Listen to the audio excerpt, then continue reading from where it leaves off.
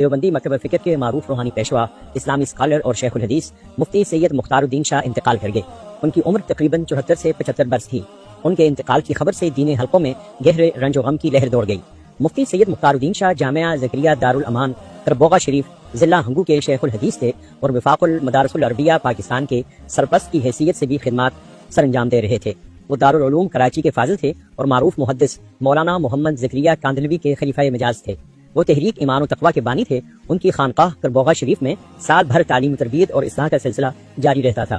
ملک کے مختلف علاقوں سمیت دنیا کے مختلف خطوں سے لوگ اصلاح کی غرض سے چلہ، عشرہ اور سہ روزہ کے لیے کربوغا شریف آتے تھے۔ مفتی سید مختار الدین شاہ کا مقصد مسلمانوں کو غفلت سے بیدار کرنا، امت میں اتحاد و اتفاق پیدا کرنا، ایک بہتر اسلامی معاشرے کی تشکیل اور فکری و عملی غلامی سے نجات دلانا تھا۔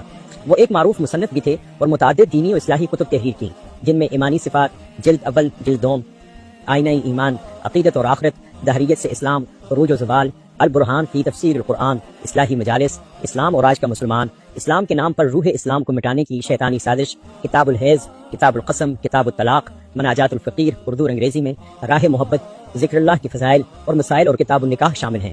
ان کے عقیدت مندوں اور مریدین کی تعداد لاکھوں میں بتائی جاتی ہے، جبکہ دینی حلقوں میں ان کی خدمات کو قدر کی نگاہ سے دیکھا جاتا ہے۔